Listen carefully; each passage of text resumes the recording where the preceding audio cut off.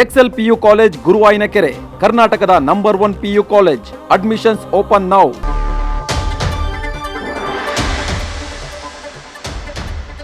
BJP ನಾಯಕ ಪಶ್ಚಿಮ ಬಂಗಾಳದ ಬಿಜೆಪಿ ನಾಯಕ ಸುವೇಂದು ಅಧಿಕಾರಿಯ ಆಪ್ತ ಸಹಾಯಕ ಗುಂಡೇಟಿಗೆ ಬಲಿಯಾಗಿದ್ದಾರೆ. ಗುಂಡಿನ ದಾಳಿಯ ಚಿತ್ರಣ ಬೆಚ್ಚುತ್ತಿದೆ ದೃಶ್ಯಾವಳಿಗಳು.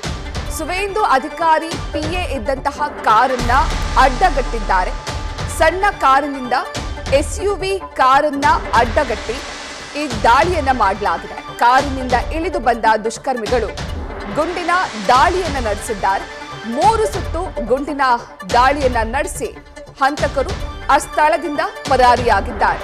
ನಿನ್ನೆ ಸಂಜೆ ಆಗಿರುವಂತಹ ಘಟನೆ ಇದು.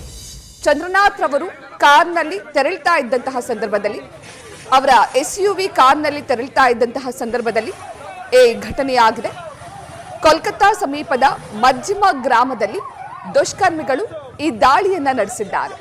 ಬಿಜೆಪಿಯ ಪ್ರಮುಖ ನಾಯಕ, ಪಶ್ಚಿಮ ಬಂಗಾಳದ ಬಿಜೆಪಿಯ ಪ್ರಮುಖ ನಾಯಕ ಸುವೇಂದು ಅಧಿಕಾರಿಯವರ ಆಪ್ತ ಸಹಾಯಕ ಚಂದ್ರನಾಥ್ ರಾತ್ ರವರು ಕೋಲ್ಕತ್ತಾ ಬಳಿಯ ಮಜ್ಜಿಮ ಗ್ರಾಮದಲ್ಲಿ ತಮ್ಮ ಎಸ್ಯುವಿ ಕಾರ್ನಲ್ಲಿ ಸಂಚರಿಸ್ತಾ ಇದ್ದಂತಹ ಸಂದರ್ಭದಲ್ಲಿ ಅವರ ಕಾರನ್ನ ಅಡ್ಡಗಟ್ಟಿ ಹಂತಕರು 3 ಸುತ್ತಿನ ಗುಂಡಿನ ದಾಳಿಯನ್ನ ನಡೆಸಿದ್ದಾರೆ. ಪಶ್ಚಿಮ ಬಂಗಾಳದಲ್ಲಿ ಚುನಾವಣೆಯಾದ ನಂತರ ಫಲಿತಾಂಶ ಹೊರಬಿದ್ದಿದ್ದು ಬಿಜೆಪಿ ಬಹುಮತವನ್ನ ಪಡೆದುಕೊಂಡಿದೆ. 15 ವರ್ಷಗಳ ನಂತರ ಬಿಜೆಪಿ ಪಶ್ಚಿಮ ಬಂಗಾಳದಲ್ಲಿ ಅಧಿಕಾರದ ಚುಕ್ಕಾಣಿಯನ್ನ ಹಿಡಿತಾ ಇದೆ. ಇನ್ನು ಈ ಬಿಜೆಪಿಯ ಗೆಲುವಿಗೆ ಪಶ್ಚಿಮ ಬಂಗಾಳದ ಬಿಜೆಪಿಯ ಪ್ರಮುಖ ನಾಯಕ ಸುವೇಂದು ಅಧಿಕಾರಿ ಕೂಡ ಪ್ರಮುಖ ಪಾತ್ರವನ್ನ ವಹಿಸಿದ್ರು. ಮಮತಾ ಬ್ಯಾನರ್ಜಿ ವಿರುದ್ಧ ಸುಮಾರು ಸಾವಿರಾರು ಮತಗಳ ಅಂತರದಿಂದ ಸುವೇಂದು ಅಧಿಕಾರಿ ಗೆಲುವನ್ನ ಸಾಧಿಸಿದ್ರು. ಇನ್ನು 9ನೇ ತಾರೀಕು ಪಶ್ಚಿಮ ಬಂಗಾಳದಲ್ಲಿ ಪ್ರಮಾಣ ವಚನ ಸ್ವೀಕಾರ ಕಾರ್ಯಕ್ರಮ ಇದೆ. ಈ ಕಾರ್ಯಕ್ರಮದಲ್ಲಿ ಸುವೇಂದು ಅಧಿಕಾರಿ ಮುಖ್ಯಮಂತ್ರಿಯಾಗಿ ಪ್ರಮಾಣ ವಚನ ಸ್ವೀಕರಿಸುತ್ತಾರೆ ಎನ್ನಲಾಗ್ತಾ ಇದೆ. ಇನ್ನು ಪ್ರಮಾಣ ವಚನ ಕಾರ್ಯಕ್ರಮಕ್ಕೆ ಕೇವಲ 2 ದಿನಗಳು ಬಾಕಿ ಇರುವಂತೆ ಸುವೇಂದು ಅಧಿಕಾರಿಯ ಆಪ್ತ ಸಹಾಯಕನ ಮೇಲೆ ಗುಂಡಿನ ದಾಳಿಯಾಗಿದೆ.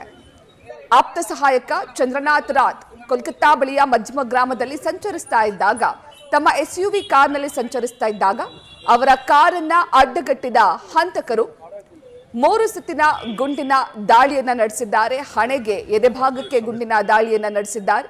ಈ ಗುಂಡಿನ ದಾಳಿಯಲ್ಲಿ ಚಂದ್ರನಾಥ್ ಸಾವನ್ನಪ್ಪಿದ್ದಾರೆ. ಇನ್ನು ಪಶ್ಚಿಮ ಬಂಗಾಳದಲ್ಲಿ ಸದ್ಯ ಚುನಾವಣೆಯ ಫಲಿತಾಂಶ ಬಂದ ನಂತರ ಹಿಂಸಾಚಾರ ಹೆಚ್ಚಾಗಿದೆ. ಅದಕ್ಕೆ ಇದು ಪ್ರಮುಖ ಉದಾಹರಣೆ. ಇನ್ನೆರಡು ದಿನಗಳಲ್ಲಿ ಅಂದ್ರೆ 9ನೇ ತಾರೀಕು ಪ್ರಮಾಣ ವಚನ ಕಾರ್ಯಕ್ರಮ ಇದೆ. ಸುವೇಂದು ಅಧಿಕಾರಿ ಮುಖ್ಯಮಂತ್ರಿಯಾಗಿ ಪ್ರಮಾಣ ವಚನವನ್ನು ಕೂಡ ಸ್ವೀಕರಿಸುತ್ತಾರೆ. ಪ್ರಮಾಣ ವಚನ ಕಾರ್ಯಕ್ರಮ ಹತ್ತಿರದಲ್ಲೇ ಇರುವಾಗ ಈ ದಾಳಿ ನಡೆದಿದ್ದು ಸದ್ಯ ಪಶ್ಚಿಮ ಬಂಗಾಳದ ರಾಜಕೀಯದಲ್ಲಿ ಸಂಚಲನವನ್ನ ಮೂಡಿಸಿದೆ. ನ್ಯೂಸ್ ಫಸ್ಟ್ ನಿರ್ಭೀತಿಯಿಂದ ನಿಮ್ಮ ಪರವಾಗಿ.